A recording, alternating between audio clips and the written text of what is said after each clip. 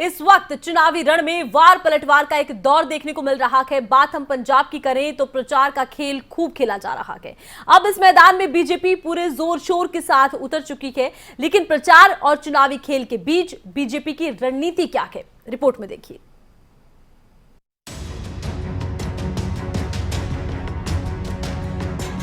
पंजाब जिद्दी मिट्टी दी वखरी खुशबू, तो सियासत की हवा गर्म है। जब पूरे देश में मोदी की लहर हो तो भी यहाँ चुनाव पर स्थानीय मुद्दों का दबदबा रहा। बात चाहे लोकसभा चुनावों की हो या विधानसभा के चुनावों की, पंजाब के मतदाता वो हैं जिन्हें समझ पाना बेहद मुश्किल है। लेकिन इसी बीच नेता और राजनीतिक दल 2022 के रण की चाबी तलाशते जरूर नजर आते हैं, अलग अलग मुद्दों के सहारे। किसान प्रधान राज्य पंजाब ही है, जहां पर किसान आंदोलन के लिए सब एकजुट नजर आए। ऐसे में 2022 में बीजेपी की राह आसान नजर नहीं आती है। लेकिन इसी के साथ सवाल ये भी खड़ा होता है कि आखिर बीजेपी 2022 के रण में ऐसा क्या टटोल रही है जो शायद 2024 में आम चुनावों का आधार बन सके। सबसे पहले बात करते हैं बीजेपी के पुराने साथी की। 1997 में पंजाब में बीजेपी और अकाली दल का जो गठबंधन बना, वो किसान आंदोलन के चलते 23 साल बाद 2020 में जाकर टूटा।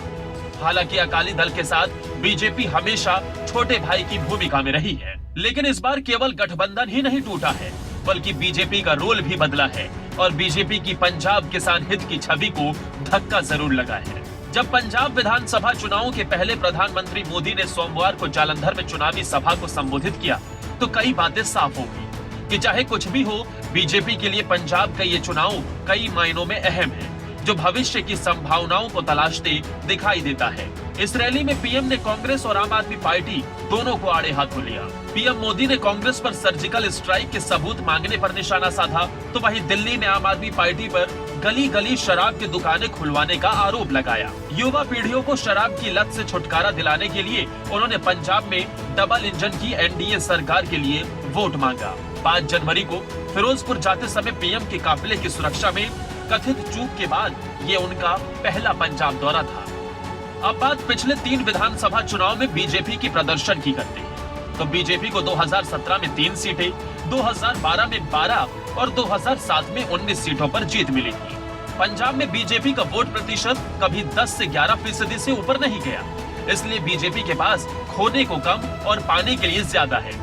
तो कहीं बीजेपी 2024 की राह तो नहीं तलाश रही, लेकिन इसी बीच बीजेपी के पास कुछ ऐसे फैसले भी हैं जो बीजेपी के पक्ष में वोट लाने के लिए काफी भी हो सकते हैं। सरकार ने गुरु गोविंद सिंह के प्रकाश पर्व के अवसर पर उनके साहिबजादों के साहस को श्रद्धांजलि देते हुए हर साल 26 दिसंबर को वीर बाल दिवस के रूप में मनाने का फैसला लिया।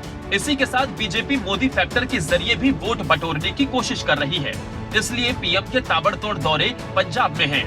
लेकिन पंजाब में भारत के दूसरे इलाकों के मुकाबले कई मायनों में चुनावी मुद्दे बीजेपी के लिए अलग हैं। यहाँ हिंदू आबादी की नुमाइंदगी हमेशा से कांग्रेस ने की है, न कि बीजेपी ने। 2014 और 2019 में जब पूरे देश में मोदी की लहर थी, तब भी पंजाब में मोदी फैक्टर काम नहीं आया। इस लिहाज से देखें तो पंजाब में चुनाव से पहले पीएम मोदी की रैलियों से बीजेपी को कितना फायदा होगा, ये तो वक्त बताएगा। तो ऐसे में बीजेपी की परफॉर्मेंस की एक तस्वीर तो साफ होती दिखाई दे रही है। भले बीजेपी इस बार पंजाब विधानसभा चुनावों में जीते या फिर ना जीते, बीजेपी पंजाब में 2024 की लंबी लड़ाई की तैयारी अभी से कर रही है। भले बीजेपी के पास पंजाब में कुछ खोने को हो या ना हो, लेकिन एक बात तो साफ है कि इस बार जो नफा होगा वो बीजेपी को 2024 में मजबूत आधार देगा। दीपशिखा भारद्वाज, खबरें अभी तक।